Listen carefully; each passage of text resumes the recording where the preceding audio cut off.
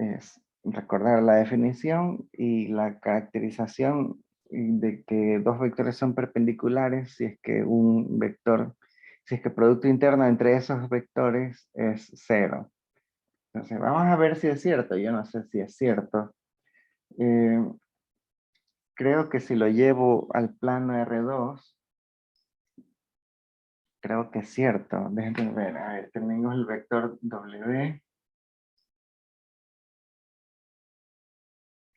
y el vector B. Entonces, aquí se habla de la proyección de B sobre W. Entonces, esto se, a ver, en esta línea, en la dirección de W, proyecto al vector B.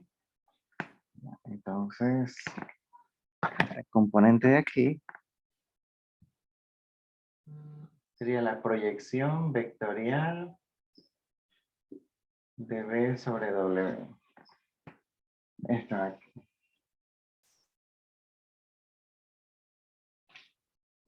Y B menos esa proyección es el vector que cierra este triángulo. Y es esto, ¿no?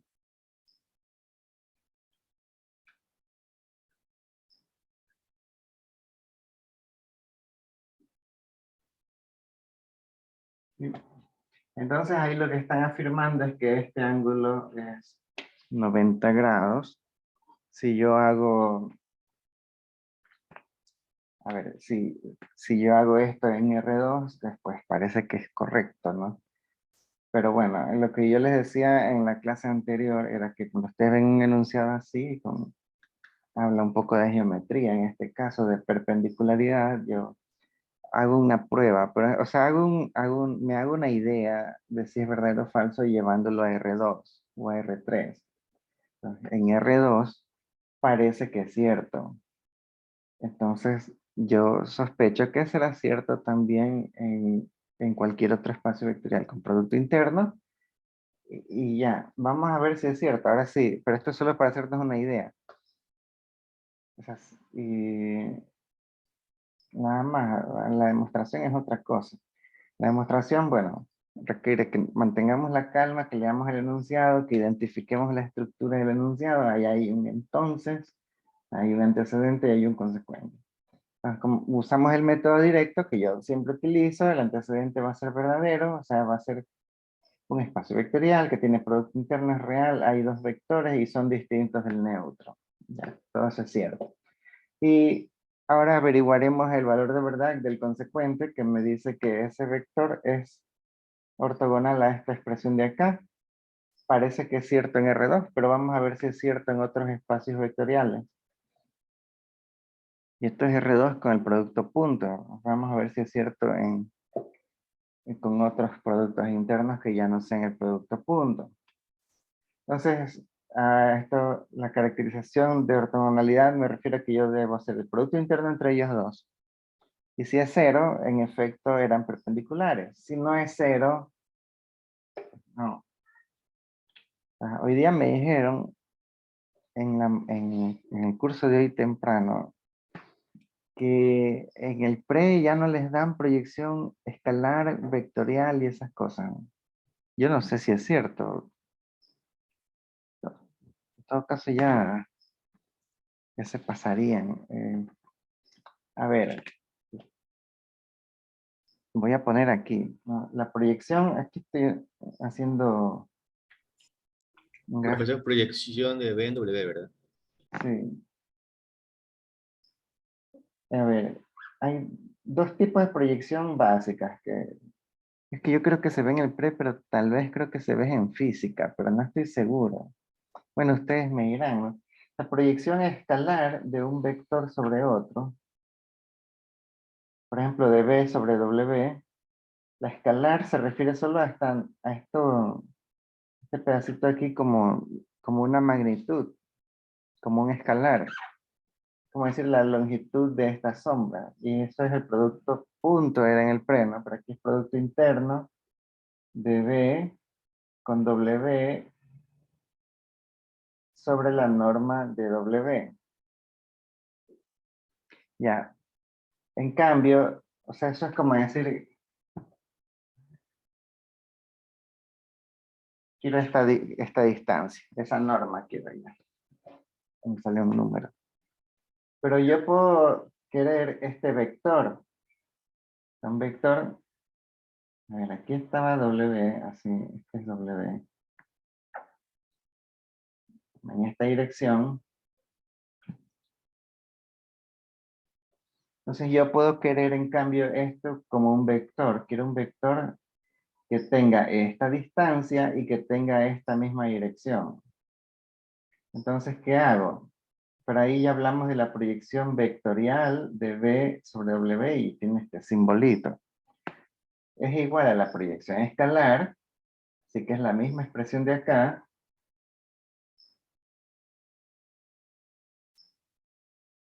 multiplicado por un vector unitario en esta dirección.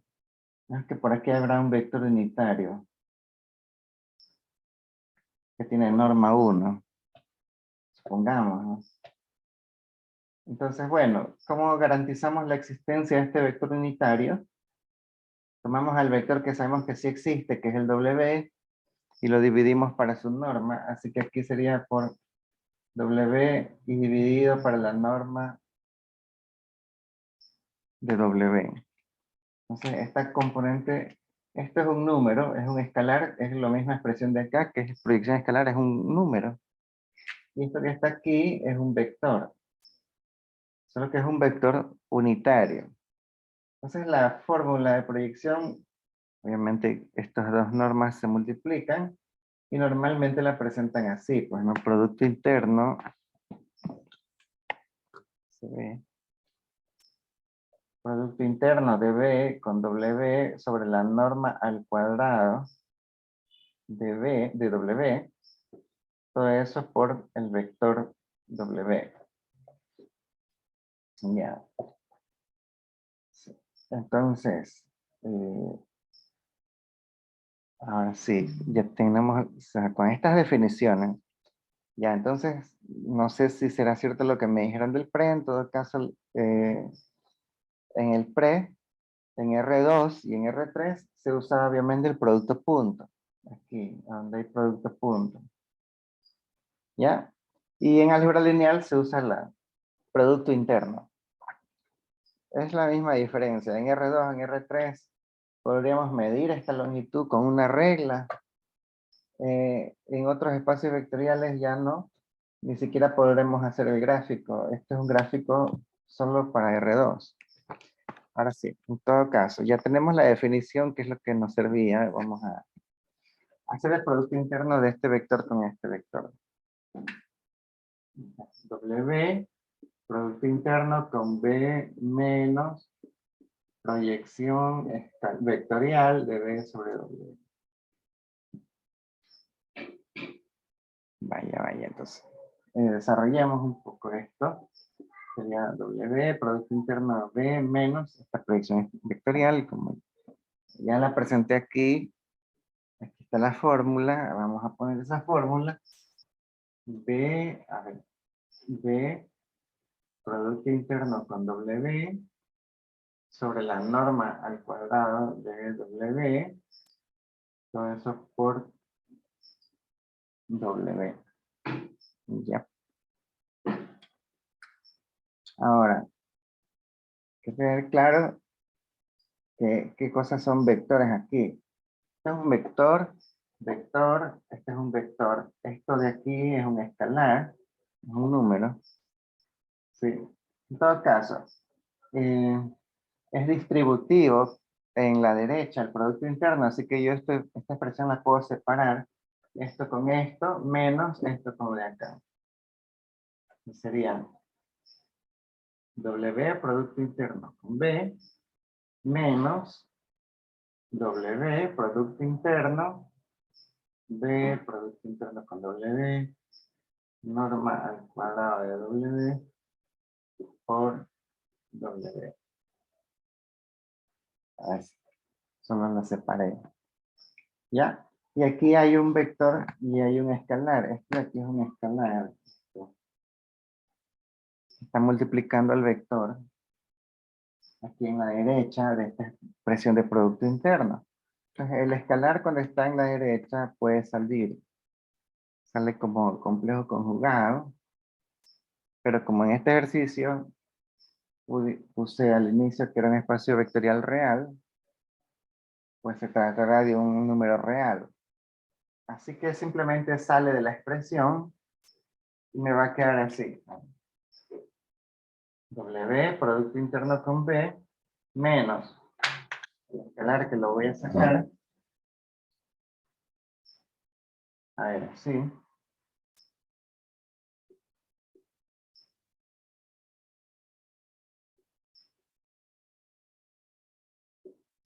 El escalar, ¿no? Ahí ya lo saqué que multiplica el producto interno de W con W.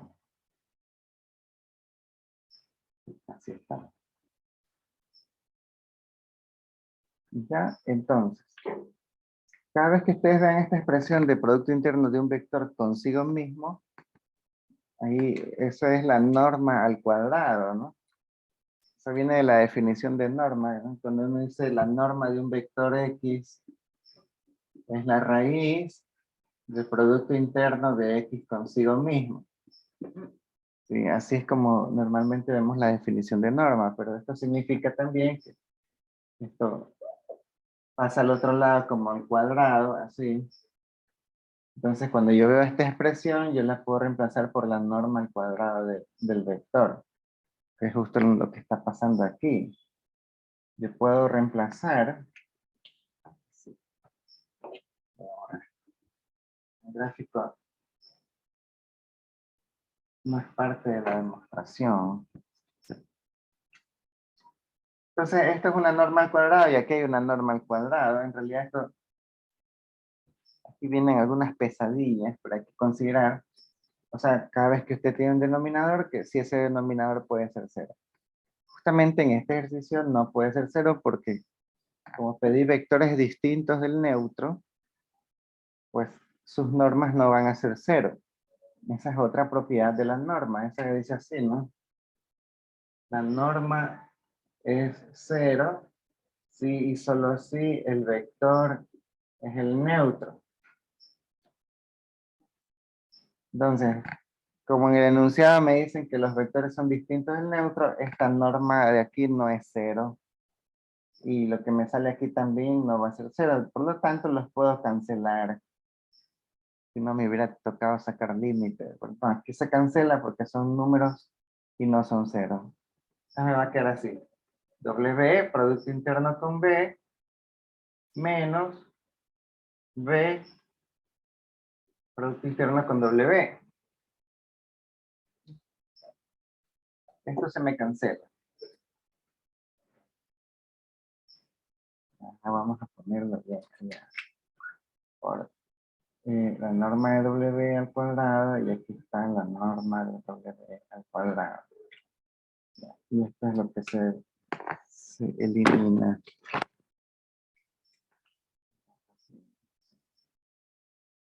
Ya. Se me queda esta expresión de aquí. Pero aquí está W con B y aquí está B con W. ¿Se puede cancelar o no? ¿Qué dicen ustedes?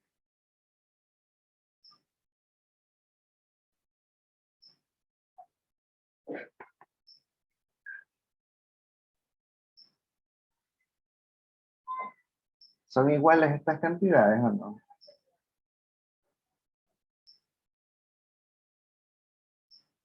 Si fuera conmutativo, ¿no? Sería igual. Pero justamente por eso me apresuré a indicar que era un espacio real. ¿Tá? Real. Entonces, sí es conmutativo. Entonces yo puedo intercambiar aquí el orden. Se me va a quedar W, producto interno con B, menos, intercambio el orden por conmutatividad, me queda W, producto interno con B, y ahora sí esto me da cero porque estoy restando lo mismo, ¿no? Una constante menos esta constante me da cero. Un número menos el mismo número me da cero.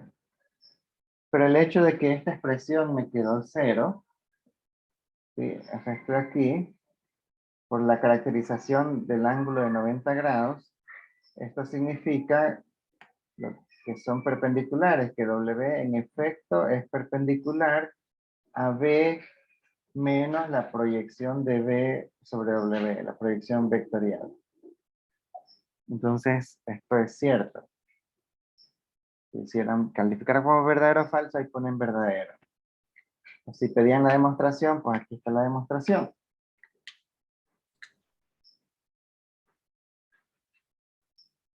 Entonces, la consecuencia que yo veo, o sea, que la que obviamente quería hablar, es que estos dos vectores que están allí son perpendiculares en cualquier espacio vectorial mientras haya un producto interno. Mientras haya un producto interno, eso se va a cumplir siempre. Un vector menos la proyección sobre W es perpendicular a W. Y eso es el argumento geométrico que hice en R2. En R2 se veía que esta expresión es perpendicular a lo de aquí. Pero esto que acabamos de hacer, la demostración, muestra que en efecto serían perpendiculares en cualquier otro espacio vectorial. Así no podemos graficar lo que es. Mientras tenga un producto interno, eso es posible probar que son ortogonales. Bueno, no sé si hay preguntas, me avisan. Sí, ¿en qué caso yo no puedo decir que son conmutativos allá abajo? Esto. Sí, donde dijimos que era conmutativo. Ah, aquí. Bueno, Donde salió cero. si es que esto hubiera sido cero. Sí. No, donde restó el producto interno de W con B menos W con B. Ah, ya. Ah, cambié el orden aquí. Déjenme fijar un ratito. A ver, cambié el orden aquí. Pero porque vamos a poner aquí, no, simplemente intercambié el orden. ¿Por qué? Porque puse que era un espacio vectorial real. Si es un espacio vectorial real, ese producto interno debe trabajar con escalares reales. Eso es lo que significa esa frase, que el campo escalar es real. Y si el campo es real, el producto interno es conmutativo. Entonces, por eso lo pude cambiar. Paso de aquí a aquí, porque el espacio vectorial es un espacio real. Esto significa que el campo de escalares que estoy usando es el de los números reales. Y en ese campo el producto interno es conmutativo, así que yo sí puedo llegar a esto.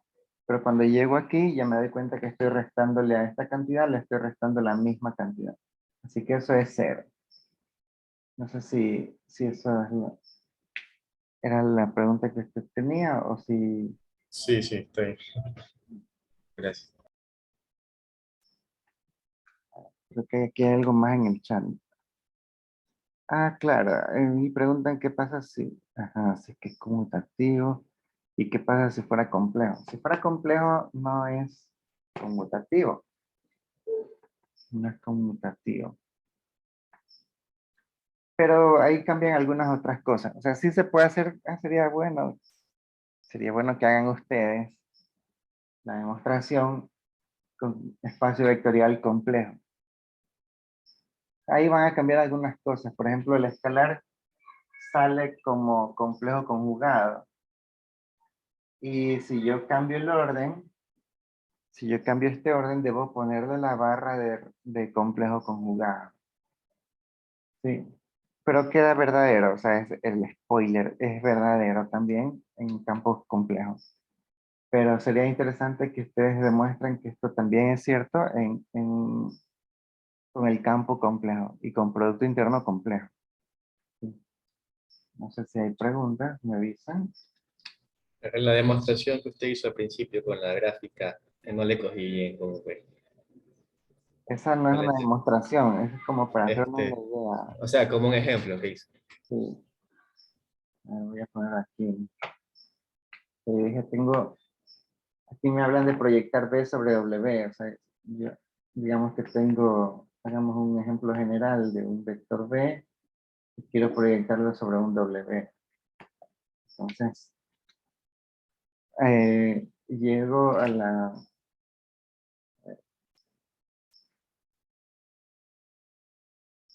en R2, proyectar se refiere ya a una operación ortogonal, ¿no? Porque uno dice, es como la sombra que proyecta este vector sobre este otro vector sobre el piso donde está el de acá, proyecta. Si es que este vector fuera iluminado por una fuente de luz lo suficientemente lejana para que sus rayos vengan paralelos. Así.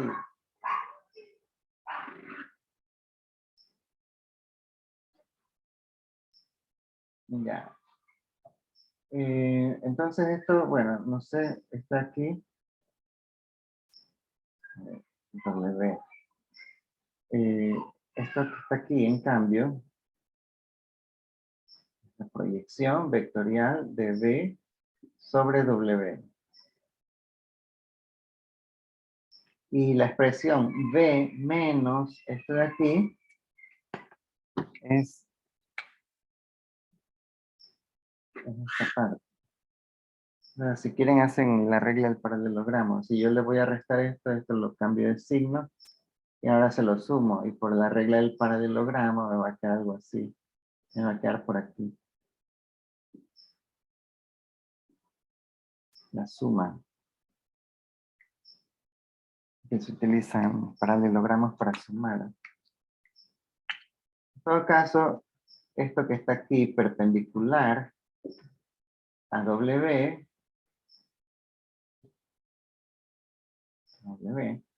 esto que está aquí es B menos la proyección de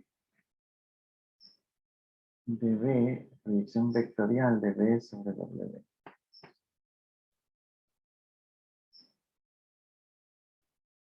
Y es perpendicular al W. No sé si hay... Ya, pero esto es en R2. Pero esta misma relación de perpendicularidad se mantiene en los espacios vectoriales con producto interno real. Eso es lo que hemos demostrado. Y que en realidad, incluso si cambiamos la regla del producto interno y usamos un producto interno no convencional, sigue siendo cierto que B menos la proyección de B sobre W es perpendicular a W. Sí. La verdad es que yo quería poner otra demostración parecida, pero ya no la pongo porque es muy, muy parecida.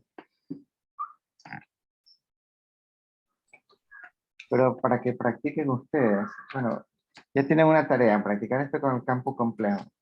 Ahora practiquen que también la proyección de B sobre W es perpendicular a este de aquí. B menos la proyección de B sobre W. Esto también es cierto.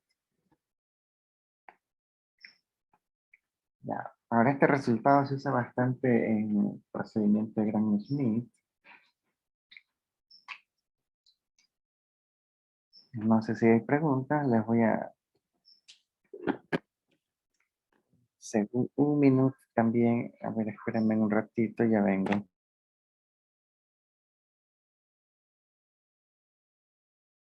Voy a poner pausa. A ver. Ya, ahora sí.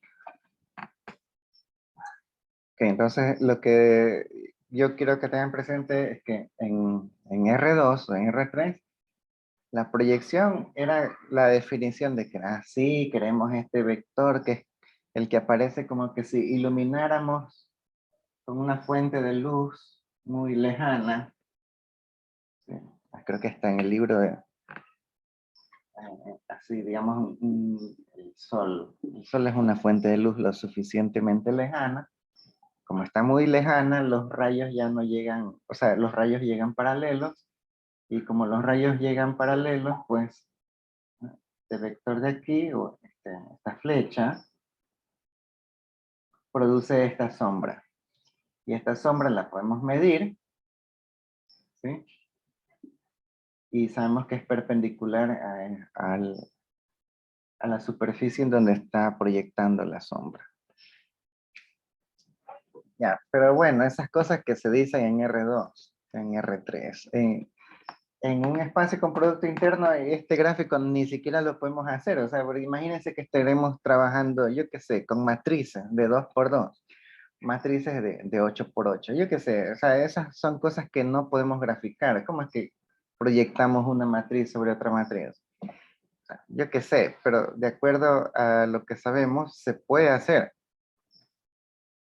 Porque tenemos un producto interno para hacerlo. Se puede hacer. Simplemente no lo podemos graficar. Entonces, esto de que es perpendicular, que decían en R2 es perpendicular porque se supone que llegan los rayos paralelos y así definimos la proyección. Aquí hay que demostrar que es perpendicular, pero bueno, eso es lo que hicimos ahorita. Acabamos de demostrar que es perpendicular. Esto también es perpendicular a lo de acá y en general lo que quiero ahorita es hablar un poco de Gram-Schmidt. Voy a borrar esto. Lo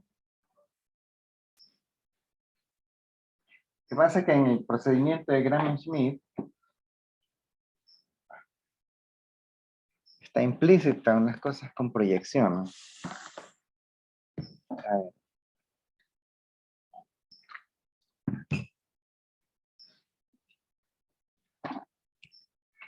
¿Por qué Gram-Schmidt funciona?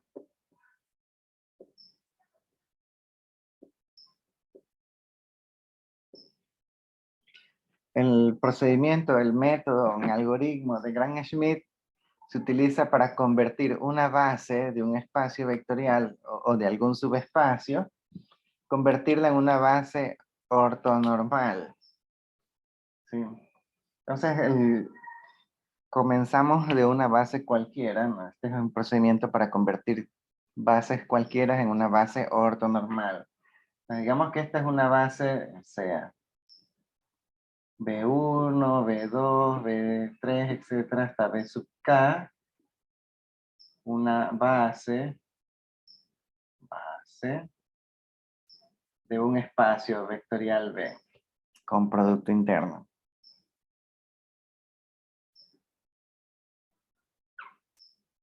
Ya. Entonces, el algoritmo de Gram-Schmidt, ¿qué hace? Que el primer, hay que ir en orden. Obviamente, el orden también lo puede decidir usted, pero normalmente seguimos así, en el mismo orden que está ahí, ¿no? El primer vector simplemente lo divide para su norma y eso lo vuelve unitario, ¿no? Calcula el vector unitario 1, que el primer correspondiente a este primer vector, simplemente dividiendo ese vector para su norma. Y esto ya es un vector unitario. ¿Cómo sabemos que es unitario? O sea, en R2 era como fácil. Aquí, ¿cómo sabemos que es unitario? Ya, pues calculemos la norma. O sea, la norma de un vector, o sea, la norma de esa expresión. Así. La norma de todo eso. Hay que recordar que esta parte de aquí es un escalar. Esto. Escalar que está multiplicando este vector. Entonces, la norma de un escalar por vector, el escalar puede salir de la expresión de norma como módulo, o sea, módulo de 1 sobre la norma de B, que multiplicará a la norma de B. Pero la norma ya es un número mayor o igual que 0, nunca es negativa. Y este también, este es un 1, simplemente es un 1. Así que esta cosa de aquí adentro es positiva, así que sacarle aquí valor absoluto no le hace ningún efecto, es como que yo puedo prescindir de eso y me doy cuenta que esto es 1, ¿no? Ahí se me simplifica. ¿Sí? O sea, tomar un vector y multiplicarlo por el recíproco de su propia norma, lo vuelve unitario. Esto ya tiene norma 1. Ahora, con el siguiente vector, aquí se acaba la historia con el primer vector. Vamos con el siguiente.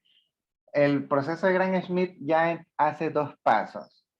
Primero, lo tiene que convertir en un vector perpendicular, y una vez que lo hace perpendicular, hay que hacerlo unitario. Por eso es que aquí yo lo separo en dos pasos. Primero calculo un B2 asterisco, que es B2 menos la proyección de B2 sobre U1. Y esto justo acabamos de probar que esto es perpendicular en el ejercicio anterior. Sí. Y una vez que calculamos este B2 estrellita de este modo, lo hacemos unitario y calculamos el Q2. Sí, simplemente con el recíproco de su propia norma en B2 asterisco. Así. Ya esto ya sabemos que es unitario. Ahora sí es perpendicular y es unitario. Aquí vienen unas cosas un poco, gradualmente esto se va haciendo más difícil. Y claro, exigiría que hayan más demostraciones. No la vamos a hacer, pero así va la idea.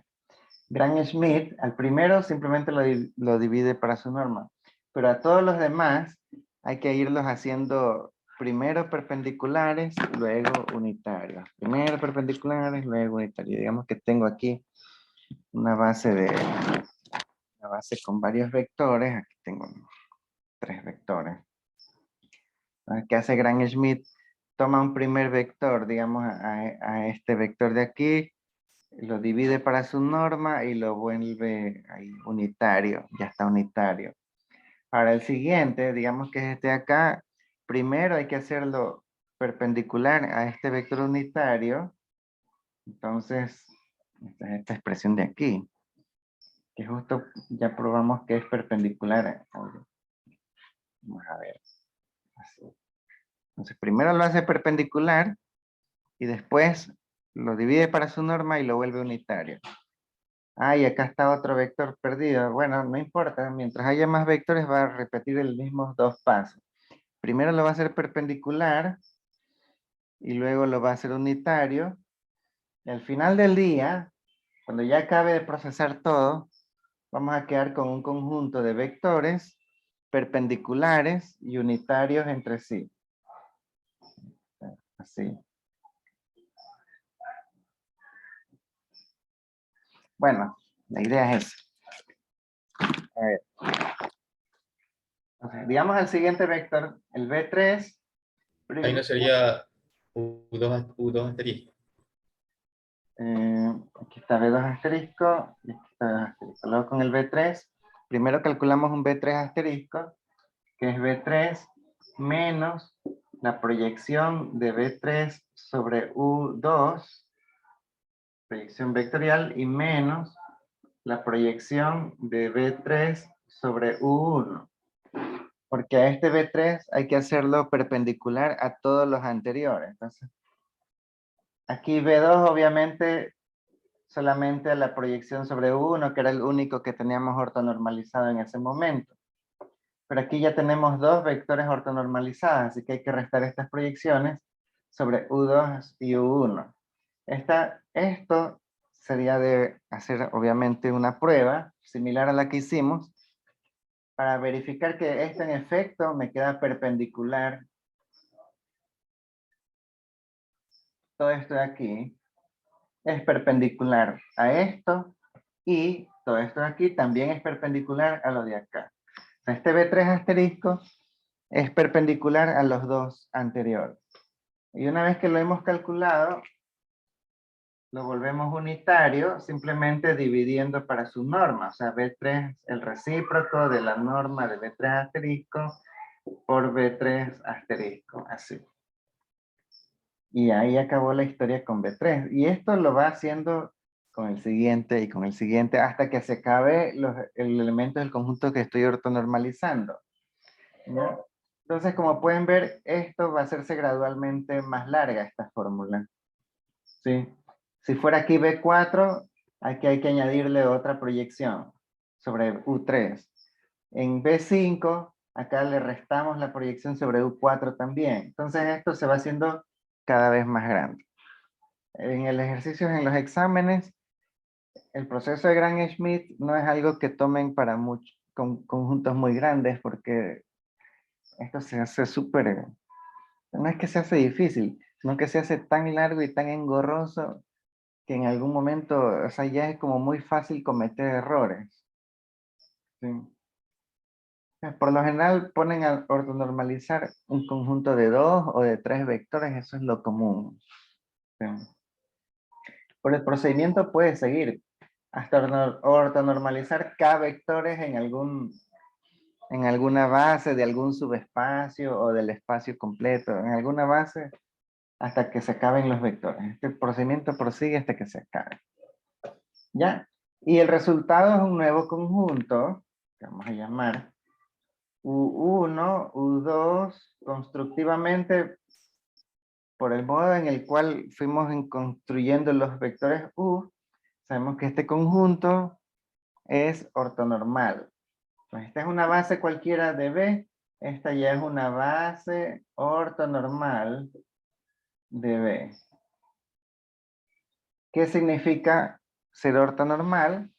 Que todos los vectores aquí son unitarios y todos son perpendiculares entre sí. Entonces esa expresión la saben poner en los libros. Sí, ¿no? Producto interno, pues sí. Sí. Esto es como equivalente a decir que producto interno de un vector de aquí cualquiera, un U sub I, con otro vector de aquí mismo, U sub J, es, se hacen poner así, la delta de sub IJ. No sé si hayan visto esto alguna vez, pero en todo caso esto tiene esta regla de correspondencia. Es 1 cuando I es igual a J y es 0 cuando I es distinto de J. Entonces, si yo, en otras palabras, si yo tomo dos vectores distintos, o sea, con un I distinto de J, dos vectores distintos, esto me sale 0. Lo que quiere decir que el UI es perpendicular al UJ. En cambio, si yo tomo I igual a J, o sea, pongo aquí el mismo vector en ambos lados, eso me debe quedar la norma al cuadrado del vector. Pero como estos son vectores unitarios, esa norma me queda 1, que es lo que está indicando aquí. ¿Sí? Entonces, bueno, esto es como decir, la definición de conjunto de vectores ortonormales. Por si acaso se lo encuentran en algún libro, no todos los libros usan esa notación. Entonces, se lo llama la delta. Tiene un nombre, pero no estoy seguro, creo que es la delta de Kronecker. Bueno, hay delta Kronecker, creo que se llama. Kronecker.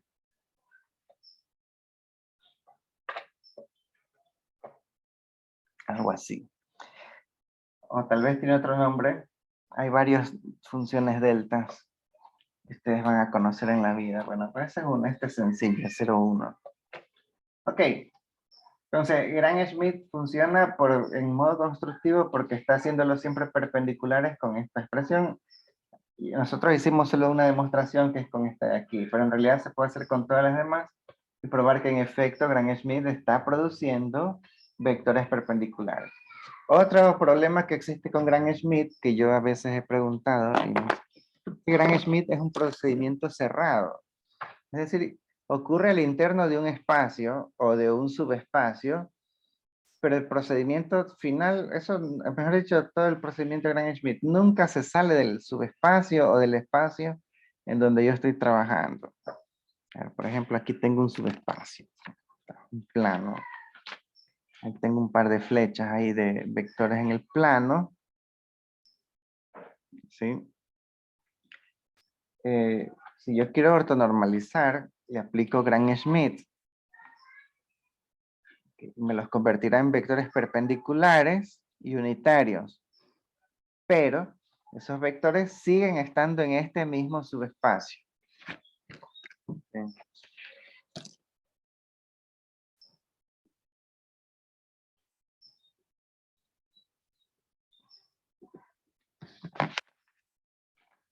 Digamos que aquí está el B, lo hizo unitario, y este acá primero lo hizo perpendicular y luego unitario.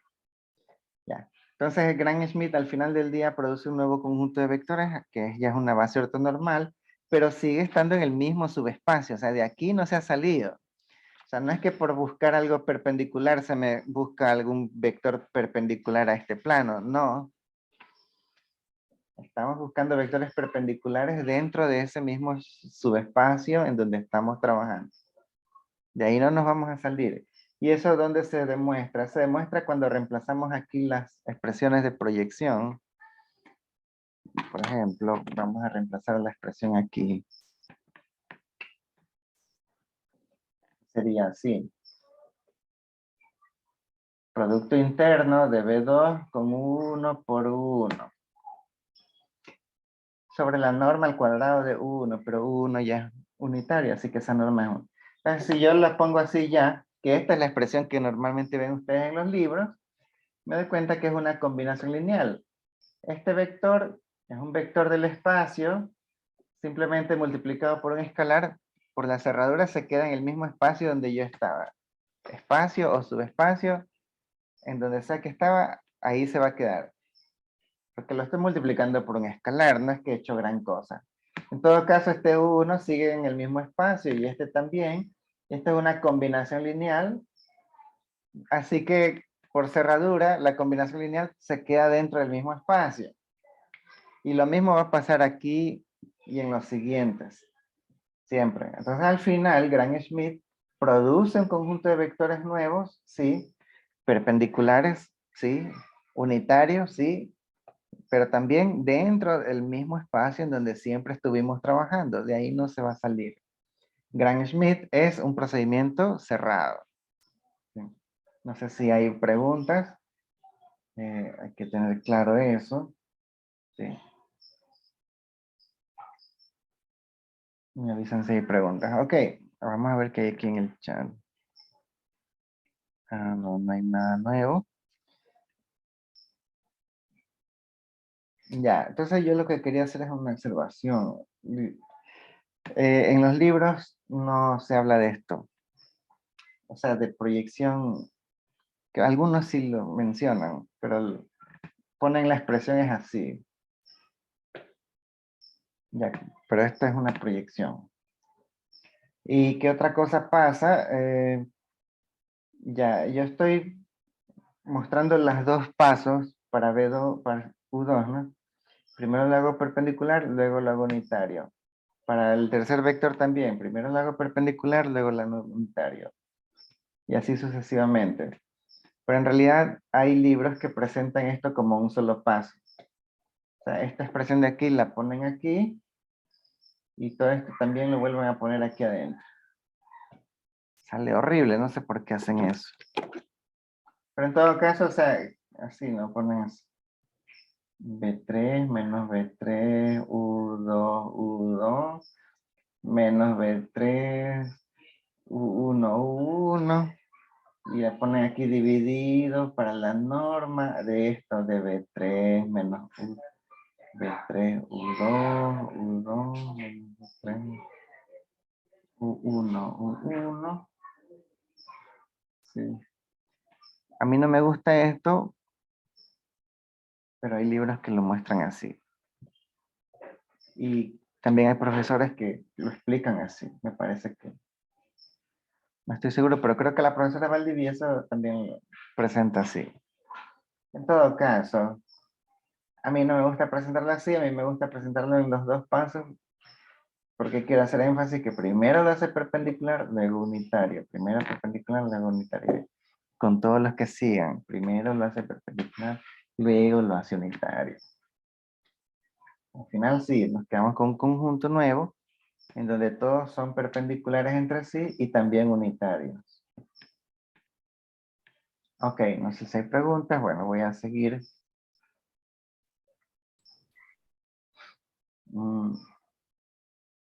¿Para qué nos sirve una base ortonormal? Lo principal es que tenemos un modo mucho más fácil de calcular las coordenadas. Por ejemplo, voy a borrar aquí. Y esto puede servir para el proyecto de algunos que tienen... A ver, esta parte sirve en el proyecto, el que habla de las series de Fourier. Pero bueno, a ver, sería así. Sea U1, U2, hasta U sub K o U sub N, no importa, una base ortonormal de un espacio B. ¿Ya? De un espacio B. Y sea X un elemento cualquiera del espacio. Entonces sucede lo siguiente. Si esta es una base, pues existirán escalares que para armar la combinación lineal de la base que me produzca este vector. ¿Sí? Porque es generadora, así que existirán modos de escribir a este vector como combinación lineal de esta base. Ya vemos así, alfa 1 por U1, más alfa 2 por U2, más alfa 3 por U3, etcétera, hasta llegar hasta alfa sub n por Un. Ya, si me pidieran las coordenadas, o sea, los escalares aquí, esto en el primer parcial era un problema de resolver un sistema de ecuaciones lineales. Pero cuando tenemos una base ortonormal, esto sale mediante proyecciones. Es decir, se cumple lo siguiente, que alfa 1 es la proyección escalar de X sobre U1. Y con proyección escalar, porque ya no le pongo la flechita ahí, me refiero al producto interno de X con U1 dividido para la norma de U1. Pero este vector es unitario, ¿no? Pero estamos hablando de una base ortonormal, así que los vectores son unitarios y esta norma es 1. O sea, mejor hasta ni la pongo y queda así. Que es lo que aparece en el libro. En el libro no le muestran esto de que es la proyección de este vector sobre el de acá, eso no. Pero es en realidad lo que está pasando, estamos proyectando nada más. Entonces alfa 2 va a ser también el producto interno de X con U2. Alfa 3, etcétera, etcétera, es el producto interno de X con U3. ¿Ya? Pero todas son proyecciones escalares.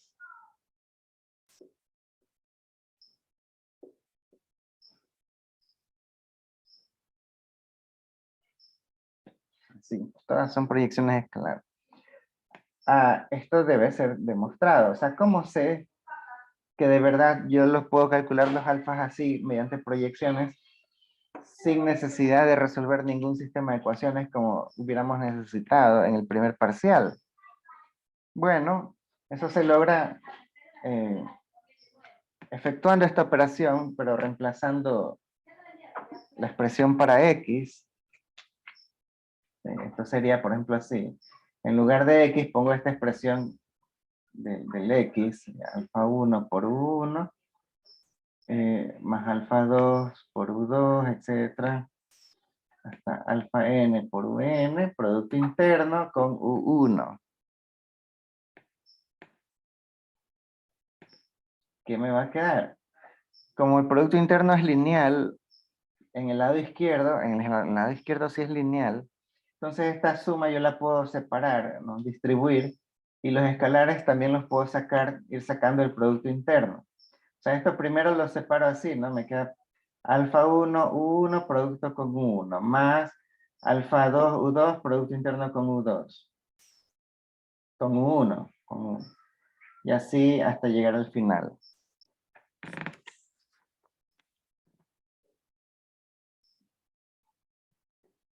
Alfa alfa n por un, producto interno con u1. ¿Ya?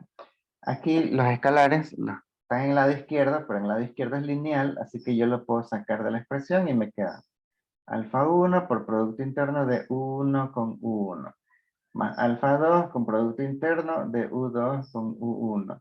Y así sucesivamente hasta alfa n, producto interno de un con u1. Pero casi todas estas son ceros, porque aquí se afirma que es una base ortonormal. Lo que quiere decir que todos son perpendiculares entre sí. Y si son perpendiculares entre sí, esto me da 0, porque U2 es perpendicular a U1. Así que este producto interno debe darme 0. Acá UN es perpendicular a U1, esto también se me hace 0. Esto no, porque es U1 producto consigo mismo, con U1. Esto en cambio me da la norma al cuadrado de U1. Pero debe ser 1 porque es un conjunto ortonormal. Entonces me queda alfa 1 por la norma de este vector que es 1. Y ya, y me queda alfa 1. Así, ¿no? Por la norma al cuadrado de U1. Pero esto ya es un vector unitario, así que me queda simplemente alfa 1. Si me doy cuenta, a ver, todo esto se hacía en 0, este es lo que no se hacía 0.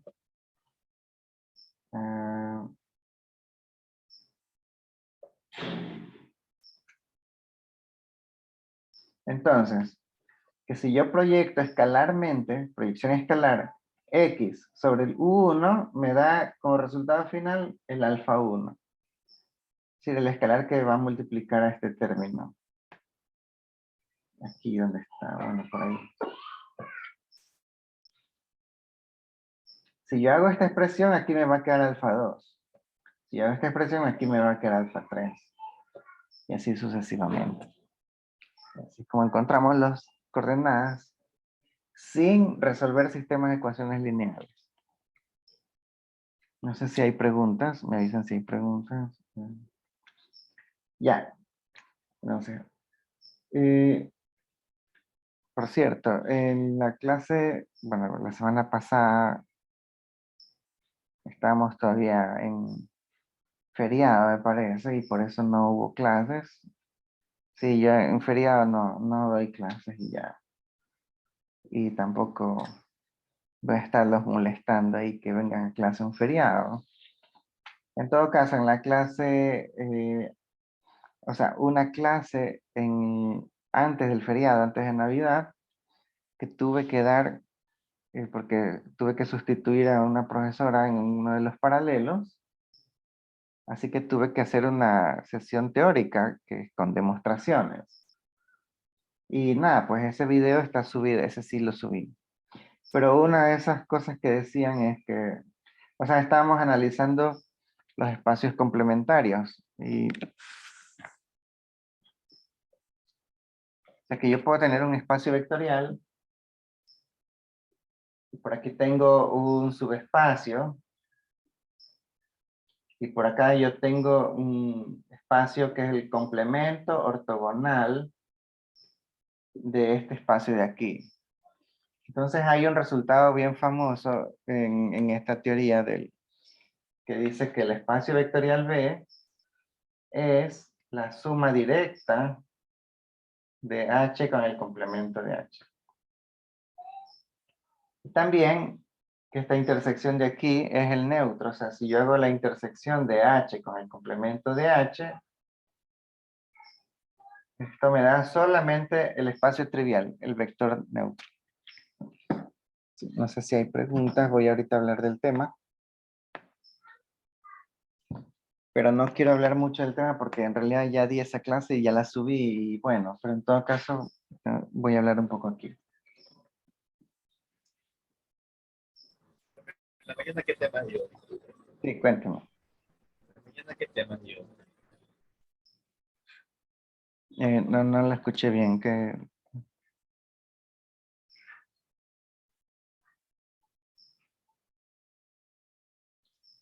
Profe, Sí, no escuché bien la pregunta, quiero decir. No sé si Tal vez me Ah, las... no, solo le preguntaba si en la mañana qué temas dio. Hablé sobre espacios complemento ortogonal, eso ahí, la suma de que hay entre ellos, cómo se calcula, etcétera. Entonces, hay algunos resultados muy buenos. Primero que este complemento ortogonal es un subespacio también. O sea, si este es un subespacio, su complemento también es un subespacio. Porque no es un complemento conjunto, es un complemento ortogonal. Tiene una definición propia, ¿no? El otro resultado de los que hablo en el video que está publicado es que la suma directa me da B y la intersección me da el neutro. Ya. Pero en particular a mí me interesa esto de aquí, que la suma directa me da el total, ¿no?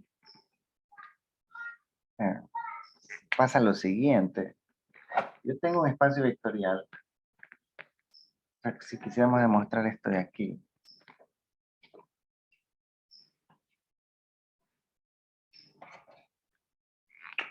O sea, veo un espacio vectorial con producto interno.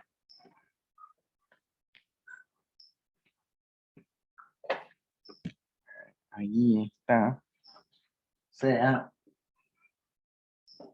H, un subconjunto, un subespacio. Entonces, B es H más el complemento ortogonal de H. Esa demostración es un poco interesante, pero bueno. Tengo un espacio vectorial, y ahí estará el subespacio H. Lo primerito que tenemos que reconocer que H puede ser tan pequeño como el neutro, o puede ser tan grande como el espacio que lo contiene. Aquí algo se me está pasando, y es que el espacio vectorial debe tener dimensión finita. Dimensión de B es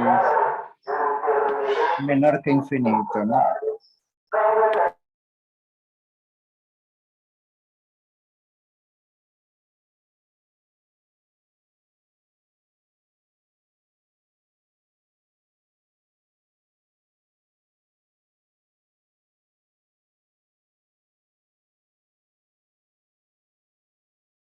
A ver, un ratito.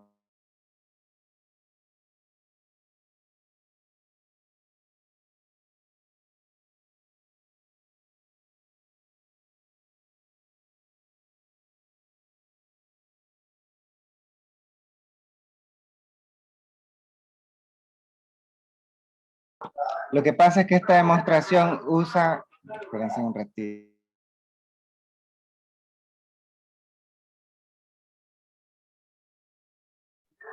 Están vendiendo planes de internet, ¿por qué? Bueno, esta demostración utiliza algunas cosas de las que hemos hablado en estas sesiones de viernes en la tarde. O sea, la primera es que ¿cómo sabemos si un espacio vectorial tiene una base?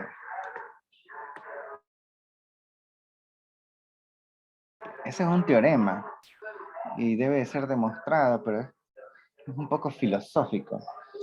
Pero nosotros hemos hablado un poco del tema. O sea, el espacio vectorial, basta que encontremos un conjunto linealmente independiente y generador y ya tenemos una base. Pero en algún momento discutimos aquí qué pasa con el espacio trivial. En el espacio trivial, habíamos dicho, la base sale del conjunto vacío, porque en ese espacio no hay vectores independientes. Así que el vacío es la base del espacio trivial. Pero yo una vez, así, yo comenté esa anécdota en este curso, o sea, que yo le dije eso a un profesor y el profesor me dijo, sí, pero al mismo tiempo, o sea, decir que la base del espacio trivial es vacío es equivalente a decir que el vacío es la base del espacio trivial.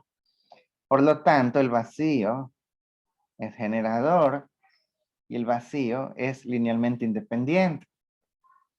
Y claro, esa es una argumentación filosófica que hay que hacer al respecto.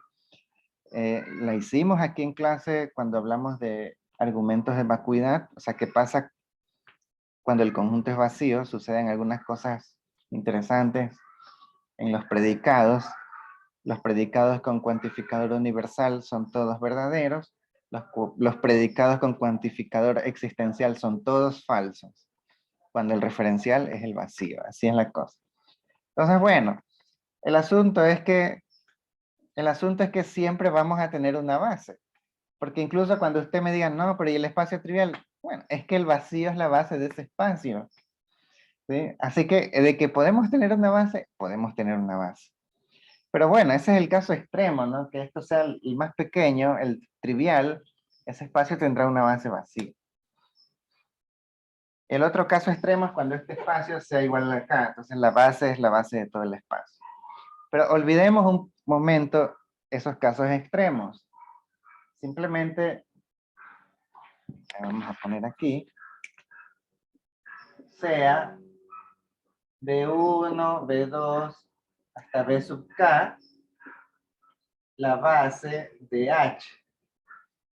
Una base de subespacio. ¿Ya?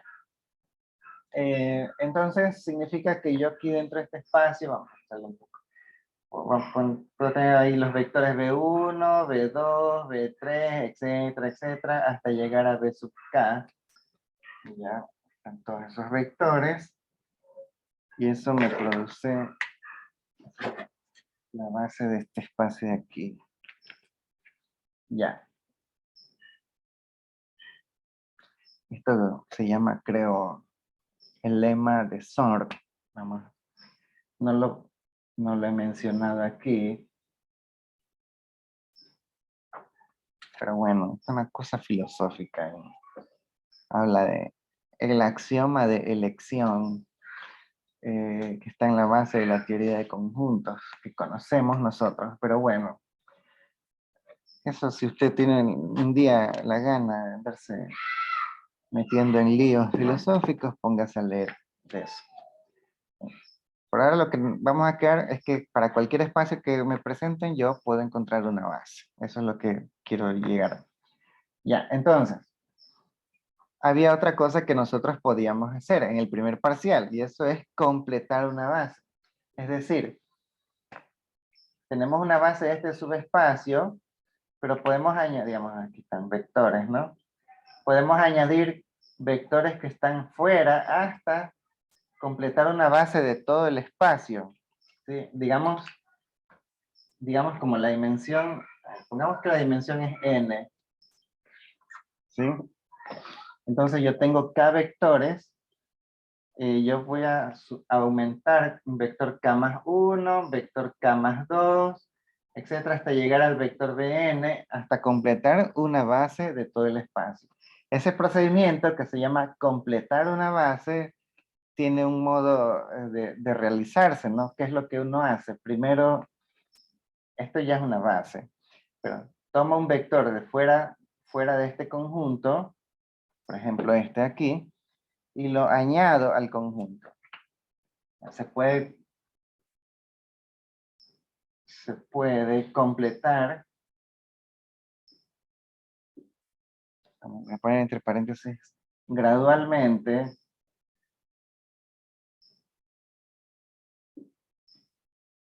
una base de todo el espacio. ¿Cómo se hace eso? Digamos que aquí tengo mi base B1, B2, hasta B sub K.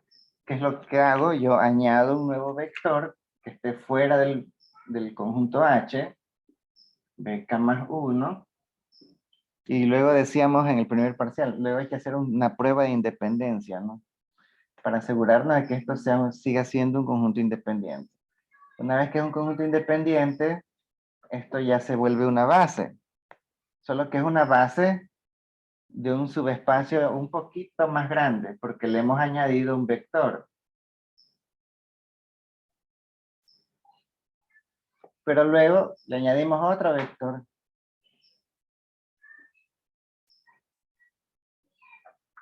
Y hacemos la prueba de independencia.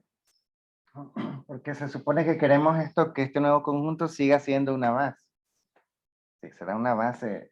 Si este vector que le añadimos no es independiente, pues lo sacamos de ahí y ponemos otro hasta que nos quede independiente. Vamos a hacer. Y vamos gradualmente construyendo una base de un subespacio más grande hasta llegar al espacio que lo contiene. O sea, llega un momento en la vida, como la dimensión de B es finita, que este proceso de aumentar vectores va a acabar. O sea, en algún momento, cuando ya encontramos todos los vectores posibles, o sea, la mayor cantidad linealmente independiente, ¿sí? Ya no podemos aumentar un nuevo vector. ¿Sí? Eso es cuando alcanzamos aquí la dimensión del espacio. Recuerden el teorema. ¿Ya? Cualquier cantidad de vectores que supere a la dimensión del espacio será dependiente. Entonces, este proceso de completar una base obviamente llega hasta la base del espacio que los contiene y de ahí ya no pasa, ahí se acaba el proceso.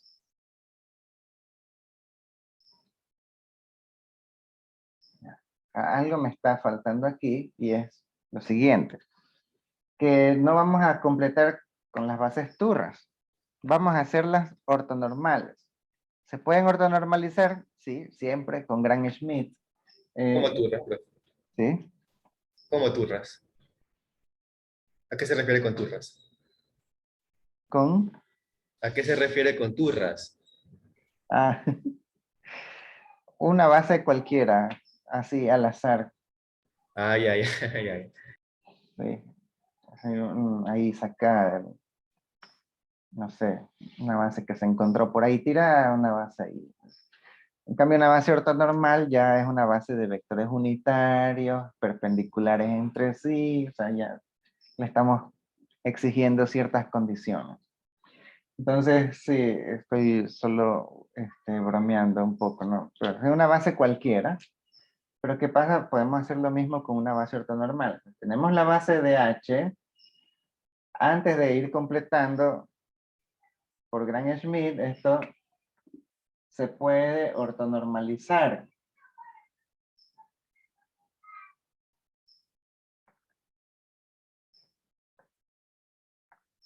Entonces, obtengo ya no los vectores B, sino vectores unitarios U1, U2, U3, hasta llegar a U sub K. ¿Ya? Tengo una base ortonormal. Y ahí vamos gradualmente, a ver. Ahora sí tengo vectores unitarios. Para este vector unitario, primero le añado un vector cualquiera, hago la prueba de independencia lineal, y si aprueba, significa que sí es independiente.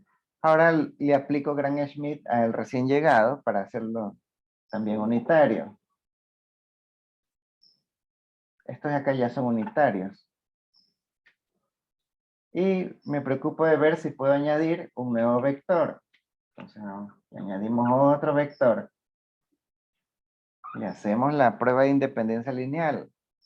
Si no es independiente, lo sacamos y ponemos otro hasta que obtengamos un conjunto independiente. Bueno, digamos que ya tuvimos un conjunto independiente y ya todos los anteriores están ortonormalizados. Hay que ortonormalizar este y le aplicamos Gram-Schmidt a este vector. ¿Sí? Hay que restarle las proyecciones sobre todos los anteriores para hacerlo perpendicular y luego lo dividimos para la norma para hacerlo unitario y al final pues obtenemos un vector unitario. Y así sucesivamente hasta que estamos en el B, en el U sub n. En algún momento este proceso se detiene porque la dimensión de B es finita. No vamos a superar la dimensión de B. Si llegamos hasta n vectores y ahí se acaba. Cualquier otro vector que añadamos aquí será ya dependiente. De aquí en adelante es dependiente. Sí, bueno, entonces esta es una base ortonormal de todo el espacio. ¿Por qué? Porque como es un conjunto ortonormal, ortonormalidad implica independencia. Vamos a poner eso.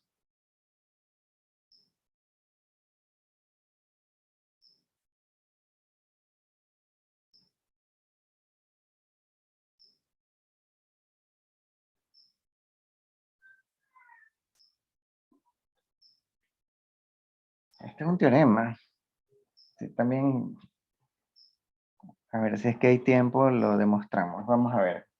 ¿Pero a qué se refiere? O sea, bueno, implica, o si usted, parafraseando, como yo siempre hago, la ortonormalidad de un conjunto garantiza que ese conjunto también va a ser independiente.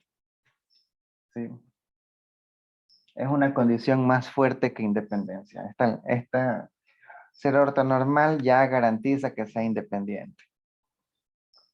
Ser independiente no significa que uno sea ortonormal, pero ser ortonormal sí garantiza que va a ser independiente. Ok, en todo caso, este conjunto es ortonormal, pero es independiente. Tenemos n vectores independientes en un espacio de dimensión n. Por el teorema del todo o nada, significa que también es generador y por eso esto se vuelve una base de todo el espacio. Y es una base ortonormal, porque le aplicamos Gram-Schmidt a todo el proceso de haber construido esto. ¿Ya?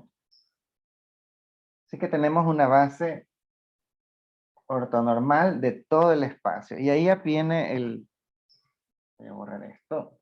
Lo que estábamos hablando hace un ratito, porque ¿qué hacemos con una base ortonormal? Significa que para cualquier vector del espacio, llamemos X, este vector del espacio, yo puedo encontrar escalares para que la combinación lineal de la base me genere este vector. Y eso es obvio porque si es una base debe generar a todo el espacio y por lo tanto también lo puede generar a este de aquí.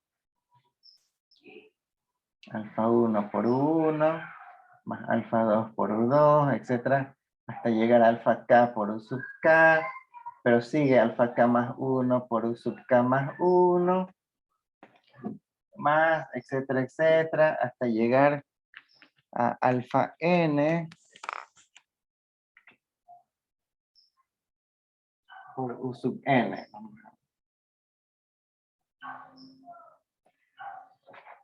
Esto lo podemos hacer. ¿Por qué? Porque esto es una base. Si es una base, genera a todo el espacio. O sea, esto habría que irlo argumentando así, ¿no? Esto, para todo vector del espacio existen escalares tal que... ¿Y por qué afirmo eso? Porque esto es un conjunto base del espacio. Bueno, nosotros ya sabemos cómo encontrar los alfas sin necesidad del sistema de ecuaciones lineales. Y si quisiéramos, pues lo haríamos. Pero aquí la pregunta no es esta, sino la siguiente. Que yo voy a agrupar en esta suma, es una suma de términos, yo voy a agrupar aquellos que pertenecen a H y aquellos que están fuera de H.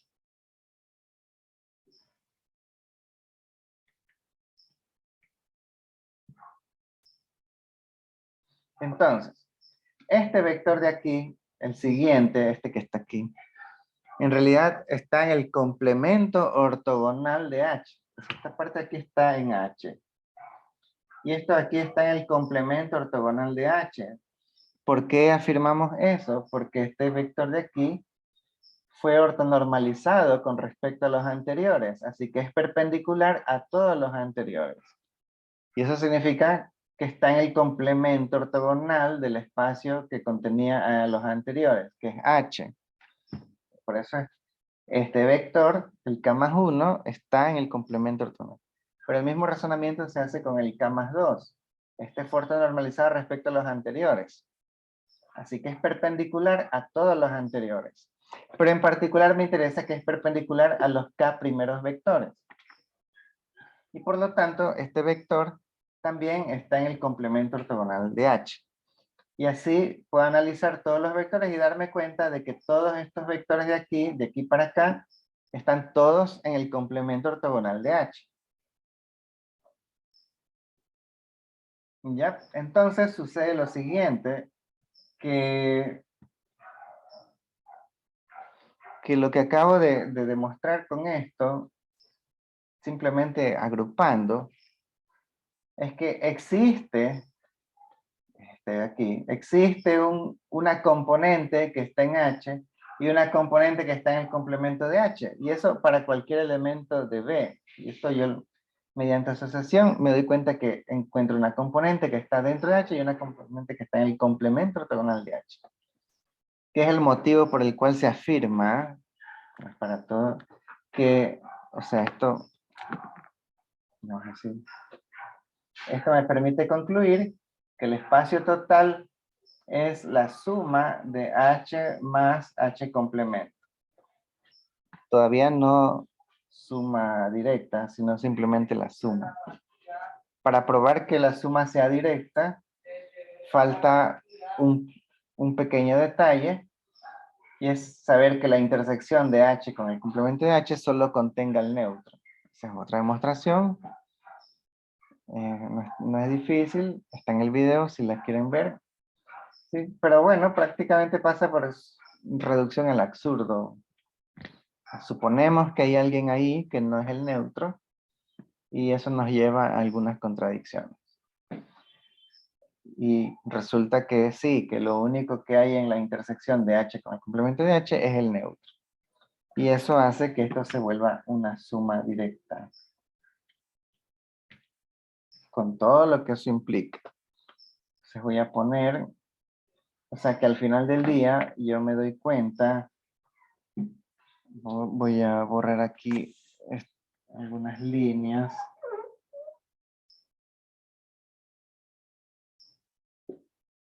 Al final del día yo me doy cuenta de lo siguiente. Que estos vectores que están aquí, en realidad están en un subespacio. ¿Sí? Está bien. Y este vector que está, estos vectores que están en realidad en un subespacio, están en el complemento ortogonal de H. ¿Sí? Por el modo en el cual construimos la base, hemos buscado vectores que iban haciéndose perpendiculares a los de acá. Así que al final está en el complemento ortogonal de H. Entonces simplemente ahora cuento los vectores y me doy cuenta todo lo que implica hacer suma directa, y yo voy a hacer el resumen de ese teorema aquí. Ahí hay espacio. Dice así, ¿no? Que B es la suma directa de H más el complemento de H, ¿ya? Eso significa, por ejemplo, que la dimensión de B es la dimensión de H más la dimensión del complemento de H. Esto significa, o sea, claro, la fórmula, si ustedes se acuerdan, aquí venía menos la dimensión de la intersección. Pero justamente esa es otra característica de las sumas directas, que la intersección es el neutro, y por lo tanto la dimensión de este espacio trivial es 0. Y por eso esto de aquí me queda así. ¿Sí? ¿Qué otra cosa? Así que yo puedo unir las dos bases, o sea que normalmente no se puede hacer, pero con espacios de suma directa sí se puede hacer. Yo puedo construir una base de todo el espacio total usando la base de H y uniéndola a la base del complemento de H.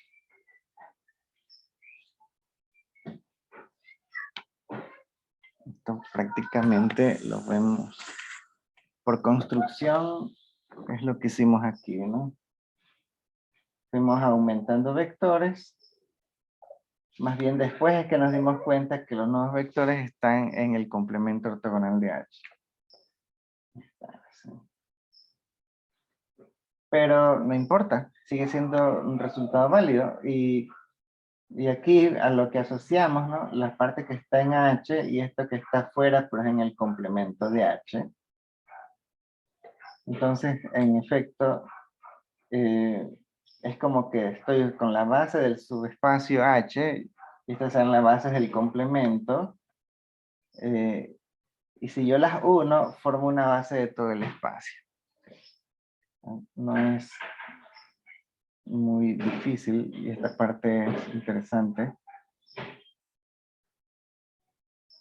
No sé si hay preguntas, pero resulta, no sé ustedes qué proyecto tengan, pero hay unos proyectos que son de series de Fourier. A propósito, yo voy a hacer unas sesiones de consultas sobre proyectos. No me interesa, o sea, no tengo ningún problema en resolver el proyecto. Claro, no voy a resolvérselo, pero no tengo problema en explicarle cómo hacerlo, porque no es mi intención andar macheteando. Mi intención es que usted sepa aplicar para resolver algún problema, nada más. A ver, como voy a salirme del tema, no mucho, pero sí me voy a salir del tema un poco.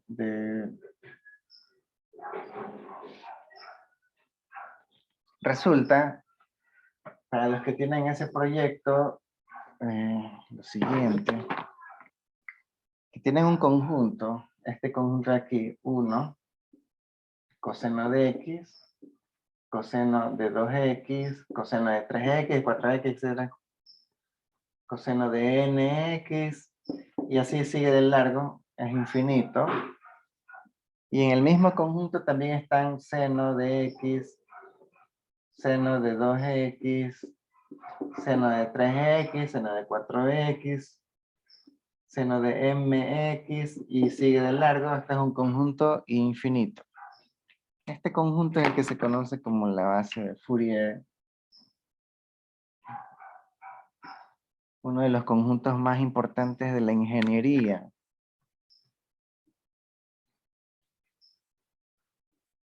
El señor Fourier estaba tratando de resolver un problema mecánico de transferencia de calor. Y descubrió algunas cosas, y bueno, a él le debemos el hecho de conocer de que este es un conjunto ortogonal, porque estos vectores de aquí no son unitarios, pero son todos perpendiculares entre sí. A ver, bueno, pero para eso necesitamos un producto interno. ¿Y qué producto interno? Bueno, estamos primero que nada en este espacio.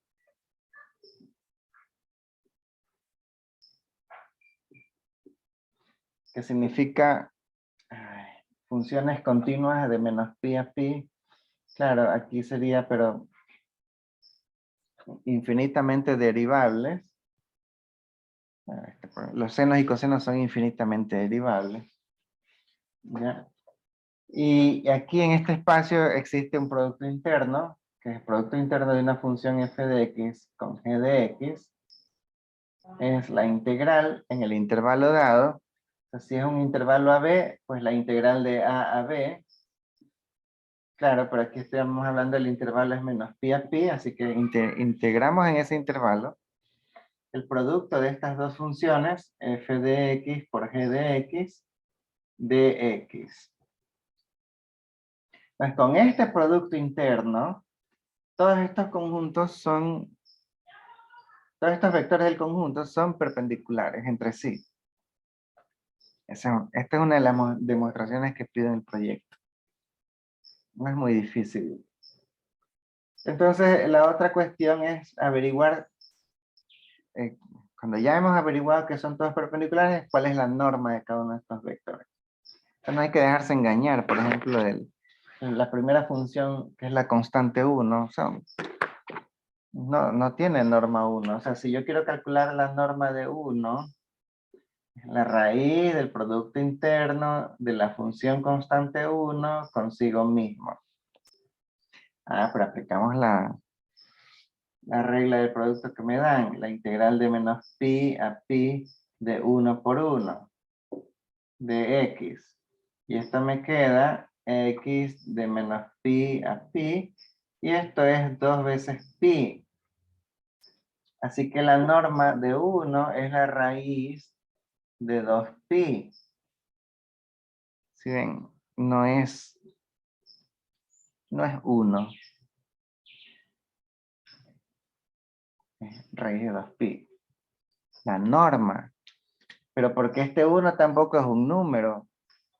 Este 1 es una función constante igual a 1. Ya, por ejemplo, si esta es la norma, quiere decir que este vector de aquí no es unitario. Pero si lo divido para su norma, este vector ya sería el primer vector unitario, sería de este conjunto. 1 sobre la raíz de 2pi por mi función constante 1 y me queda ahí, ¿no? Sí. Y así yo puedo hacer con todos los vectores del conjunto y encontrar una base ortonormal de Fourier. ¿Por qué esa base es importante? Como cualquier base. Me permite escribir una función como combinación lineal de esa base. Lo cual es un resultado muy interesante porque resulta que esta base está compuesta de funciones periódicas. Pero resulta que es una base. Lo que quiere decir que puede generar a otras funciones del espacio aunque no sean periódicas. Es una base. Yo qué sé. Y bueno, eso está allí en el proyecto sobre series de Fourier.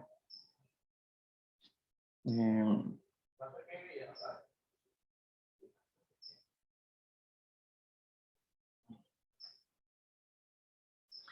yo puedo tomar una función, digamos, x al cuadrado.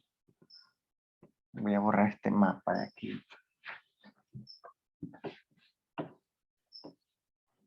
Esta función.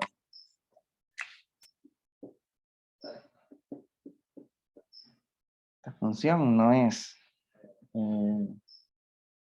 periódica. Bueno, pero en este intervalo, bueno, en ese intervalo tampoco es periódica. Simplemente, esta es una parábola, ¿no? Sí. Simplemente la truncamos hasta que quede en el intervalo. ¿Sí? Pero esta función, que no es periódica, por el hecho de que esto es una base, se puede escribir como una combinación lineal de estos elementos que resultan en este elemento. Y esa es la maravilla que le debemos a Fourier. Cheque. Existen escalares, a ver, llamémoslos alfa sub i y llamemos beta sub i, tales que esta función f es igual a un alfa sub 0 por 1 más alfa 1 por 1 más alfa 2 por 2. Pero lo abrevian así, nomás la suma desde i igual a 1 hasta el infinito de alfa sub i por coseno de i por x. No usemos i, k mejor. Alfa sub k, kx, más beta sub k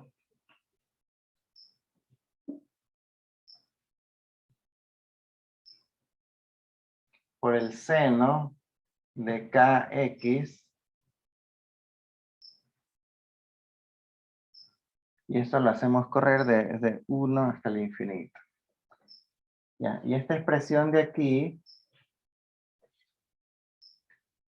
lo que se conoce como la serie de Fourier de esta función. ¿Es posible encontrarla? Sí. Bajo ciertas condiciones, entre ellas queremos la integrabilidad de una función porque necesitamos aquí hacer una integral.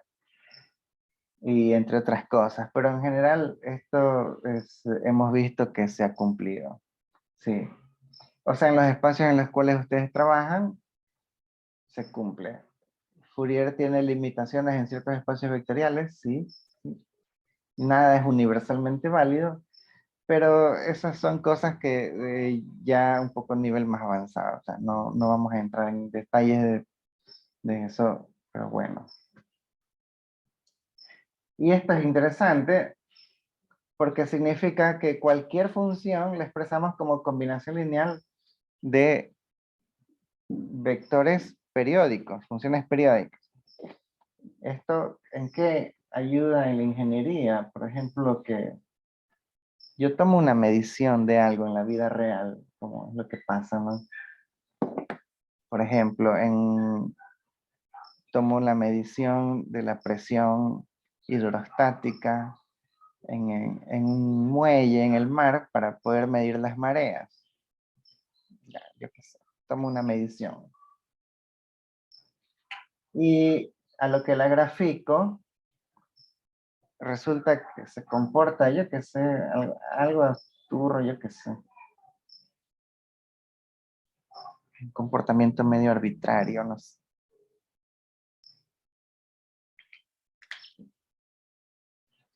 Pero resulta que esta función fea que está aquí, la podemos expresar como combinación lineal del conjunto base y digamos que vamos a hacerlo bien. Digamos que es así. Ahí está el origen, aquí está menos pi y por aquí está pi. Ya. Para hacer que queden en el espacio en donde estamos trabajando. Ya. Resulta entonces que esta es una base de ese espacio. Y entonces mi función, por más fea o horrible que parezca, le pasa lo mismo que el x cuadrado. Es que la puedo expresar como una combinación lineal de la base. Ya, pero luego ustedes ven y analizan esos término a término lo que está pasando. Es decir, digamos, esta es una función f. A f yo la escribo así, ¿no? Aquí está la expresión. Pero luego yo voy a ver estos coeficientes, que son las coordenadas, con respecto a la base. Y hay unas de esas coordenadas que son mayores a otras. Porque resulta yo que sé, que a lo mejor hay aquí una función seno oculto, yo no sé, a lo mejor, yo qué sé, por ejemplo, esto parece una, ¿qué dije? ¿Habrá alguna función seno ahí? A lo mejor no. Pero aquí como que sí hay unas oscilaciones que bien podrían ser senos, ¿no? O cosenos. No lo sé. A priori no lo sabemos.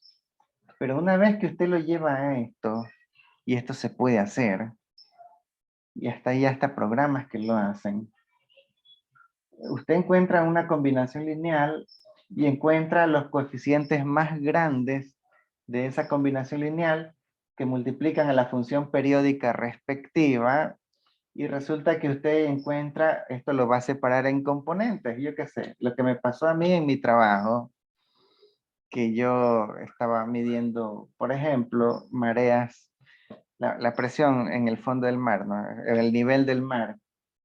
Sí, entonces estas oscilaciones pueden ser por oleaje, pueden ser por tormentas, pueden ser por las mareas, puede ser por un tsunami, pueden ser por muchos motivos. Pero yo ¿dónde me doy cuenta de qué fenómenos nomás están ocurriendo aquí? Me doy cuenta en la combinación lineal, ¿sí? Porque en alguno de estos términos que estoy sumando, algunos de ellos tienen unos coeficientes gigantescos en relación a los demás. Esos coeficientes más grandes indican una fuerte presencia del respectivo vector que estoy multiplicando por esta amplitud, ¿sí? O sea, un vector que tiene una amplitud muy grande se va a ver y va a pesar bastante en el gráfico final, en la función total. Entonces, esas son cosas que usted hace en ingeniería, yo las hice en oceanografía, pero en realidad ocurren en todas partes. O sea, esta señal de aquí fea, bien puede ser una señal de transmisión de telecomunicaciones. Entonces, las componentes me van a decir las componentes de radio que están transmitiendo la señal. Esto de aquí puede ser la oscilación de un edificio. ¿Por qué oscila un edificio? Hasta por el tráfico puede oscilar un edificio. O puede ser que oscila, digamos, como en el estadio. Si la gente se pone de acuerdo y todos saltan al mismo tiempo, el estadio como que tiembla. Y usted encontraría esa oscilación allí. Y si hay un terremoto, obviamente el edificio va a oscilar.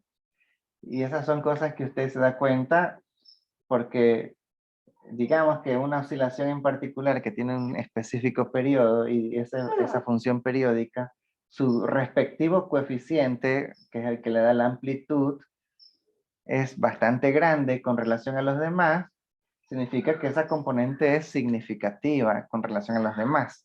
Hay cosas que no son significativas, seguramente en un edificio la gente que camina no causa que el edificio tiemble. Pero si la gente se pone de acuerdo y todos saltan, probablemente sí, como sucede en muchos estadios. Sí, pero por ejemplo, el hecho de que la gente esté caminando, y digamos en un mall, en el City Mall, yo no sé, el Mall del Sol, el hecho de que hay gente ahí caminando y haciendo de todo eso, probablemente causa vibraciones, pero son indetectables o son muy pequeñas y usted se da cuenta porque al ver el respectivo coeficiente es muy pequeño. En cambio, sucede justo un terremoto y eso mueve todo. Y usted se da cuenta porque el respectivo coeficiente de esa oscilación que representa el terremoto tiene una amplitud gigantesca, la amplitud que le dan las coordenadas. ¿Sí? Entonces, análisis significa que usted toma un registro de mediciones y se dedica a encontrar qué oscilaciones son significativas y cuáles no. Y luego tiene que determinar la causa de cada una de ellas. O sea, en mi caso de oceanografía, yo encontraba esos coeficientes significativos y tenía que, esto es una tormenta que hubo en ese día, esto de acá fue una inundación que hubo tal día, esto de acá, aquí no pasó nada, y cosas así. Esas son labores que hace un ingeniero. ¿Sí? Bueno, ese es el minuto cultural de por qué este conjunto es muy, muy importante en ingeniería. O sea, no es solamente en ingeniería, o sea, en estadística, en economía, cosas así. Solo que yo conozco las aplicaciones de ingeniería. Sí. Por si acaso, no soy oceanógrafo, soy ingeniero electrónico. Nunca ejercí como ingeniero electrónico, así que no me vengan con que le arregle el televisor, porque no sé nada. O sea, sí sé, pero nunca practiqué, ¿no? Y esas son unas cosas que pueden pasar también. Pero bueno, eso es historia para otro momento. No sé si hay preguntas. Si no hay preguntas, me avisan. A ver, déjenme ver qué hay en el chat. No hay nada nuevo. Sí. Profe, y esa investigación, Sí, usted la hizo en Italia. sí, sí. Mire, pasó lo siguiente. En mi época no habían estas materias complementarias que uno puede tomar ahora, pero yo sabía que esas son importantes. Entonces yo decía, mi razonamiento fue el siguiente. Yo decía, yo voy a ser ingeniero electrónico, voy a meterme a algunas materias. Yo tomé unas materias de geología, mineralogía, paleontología, oceanografía y meteorología. Pero lo que pasaba por mi cabeza era lo siguiente, yo digo, me voy a enterar de las necesidades de estas ramas de la ciencia y luego yo propongo mi solución como ingeniero electrónico. Esa era mi idea, o sea, yo decía, a lo mejor a este man le falta un instrumento raro para sus vainas y bueno, yo se lo diseño, pero yo cómo lo voy a diseñar si no me entero. Entonces esa era mi idea, o sea, ir como a espiar a las otras carreras que necesitan. Y bueno, eso fue lo que pasó. En oceanografía me contrataron. Ellos me dijeron, usted ingeniero, usted, así como en el meme, a ver, usted que es ingeniero electrónico, vaya, instales este cable y ponga a funcionar ni sé qué vaina. Y como yo era estudiante y me ofrecieron una ayudantía, yo dije, sí, bueno, venga, yo instalo todo. No, no era ingeniería en sí, porque iba solo a instalar y a programar una estación, o sea, no es que iba a diseñar algo, pero así se empieza, o sea, uno empieza con un trabajo humilde y que sea honesto, ¿no? No es mucho, pero es honesto, sino eso hice, instalé unos instrumentos de meteorología en marítima y verifiqué que esté funcionando, había que programar, cablear y todo, había una estación en automático, ¿no? Y mandaba los datos a una computadora al final del día en modo automático. Y eso tenía que funcionar. Y yo tenía que vigilar que funcione. O sea, yo qué sé, si había un día nublado, yo tenía que estar viendo si eso le afectaba demasiado a los paneles solares, que tenían que cargar la batería de ese asunto. Y bueno, eso pasó ya. Al final, después de un año de estar midiendo un montón de cosas, viene el doctor, el jefe, y me dice, oye, yo creo que tú te has equivocado en algo, me dice, porque aquí hay una señal media rara, me dice, que no debería aparecer. Entonces me dice, ve y revisa que hayas cableado bien, revisa que hayas programado bien, revisa que, o sea, eso, que esté todo bien. Pero yo estaba seguro de que había hecho todo bien.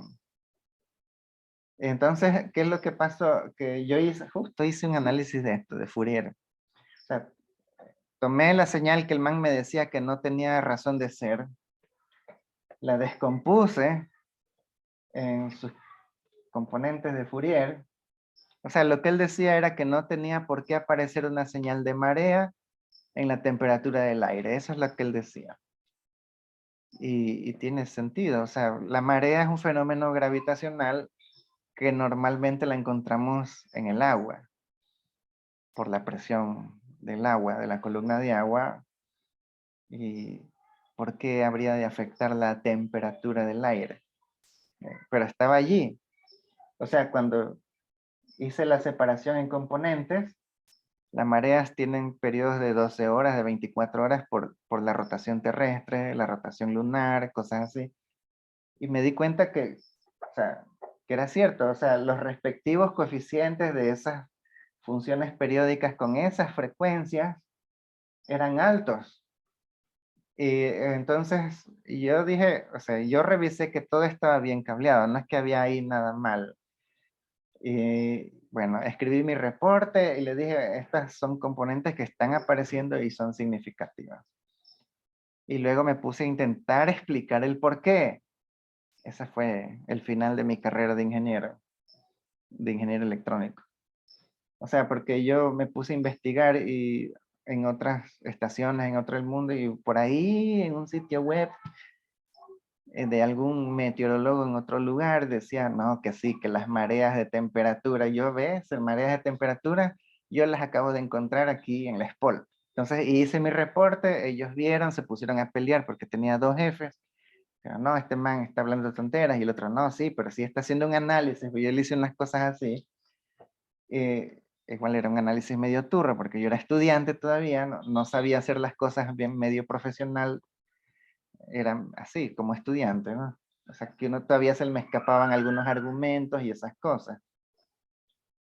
Pero ellos decidieron que ya no iba a trabajar cableando ni programando. Me dijeron, usted va a trabajar analizando datos de meteorología y de oceanografía.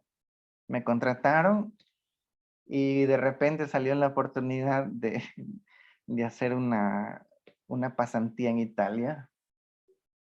Y ellos mismos me dijeron, eso es la señal de un buen jefe. Un buen jefe nunca te detiene, te impulsa, aunque eso signifique que te tengas que ir, pero te impulsa a avanzar, ¿no? Y ellos me dijeron, ándate a Italia, eh, aprende las cosas que tengas que aprender y cuando regreses, pues aquí mismo tienes el trabajo. Ya, y ahí, pero ahí se murió mi carrera, o sea, porque en Italia fue otro laboratorio de oceanografía, ya yo nunca más hice nada de electrónica, pero nada, nada de nada. Estuve haciendo estas cosas toda mi vida. proponiendo nuevos análisis. Yo dije, yo no quiero perder mi trabajo. Si usted no quiere perder su trabajo, usted propone algo nuevo. Y yo en lo único que era bueno era en álgebra. O sea, es lo único que he trabajado en mi vida. Así que esa es mi historia. O sea, yo he vivido gracias a la álgebra lineal. La he aplicado. La he aplicado en todo sentido. He resuelto problemas a otra gente de oceanografía usando álgebra. Ah, que no sé de dónde salió esto. Pasa acá, déjame ver. Vamos a ver las componentes de Fourier. Ah, sí, mira, tu señal tiene esto, esto y esto. Ahí se acaba mi trabajo como, como analista de algebraicos, digamos, ¿no? Porque ahí viene el oceanógrafo y él ya tiene su experiencia de otro tipo. Y dice, ah, esta señal se debe a tal cosa, la de acá se debe a tal cosa y a tal cosa. Entonces se genera una colaboración, lo que dicen interdisciplinaria, ¿no? Entre diversas profesiones. Y, y de repente yo estaba haciendo esa investigación, estaba escribiendo artículos y todas esas cosas. Y así fue, ya, pero ya nunca más hice nada de electrónica. Así que bueno, yo lo que les puedo decir es que usted, bueno, usted tiene tal vez un plan y tal vez la vida lo lleva por otro lado. No pasa nada, no es nada grave, no es ningún drama. Usted verá si quiere o no aceptar lo que le propone en la vida. O sea, yo sí, pero yo me largué a Italia. Estar en Italia es bacán. Con tal, o sea, no me importaba estar haciendo oceanografía. Sí. Y así pasa. Bueno, no sé si hay preguntas así, ya se acaba el minuto cultural, porque ya chismeé bastante de mí. Voy a proponer unas sesiones de consultas de proyecto. Eso sí, todavía no sé. Eso mismo le iba a preguntar, profe. Yo también quiero que me guíe un poquito del proyecto. No sé en qué momento, pero yo creo que puede ser mañana y si no, pues igual se puede coordinar un poco con el Telegram, ¿no?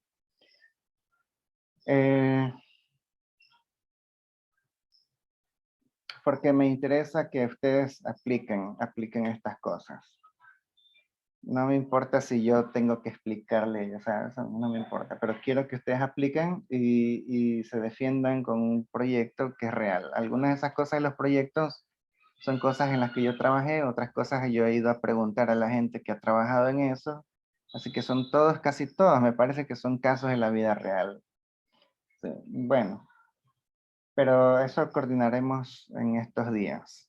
No quiero que se demore mucho. No sé si hay más preguntas o si tienen alguna pregunta. Si no, pues ya acabemos la clase aquí. Eh, gracias por venir y que pasen bien. Gracias, profe. Profe, gracias. Bueno, Pase bien. pasen bien también. Nos vemos por ahí.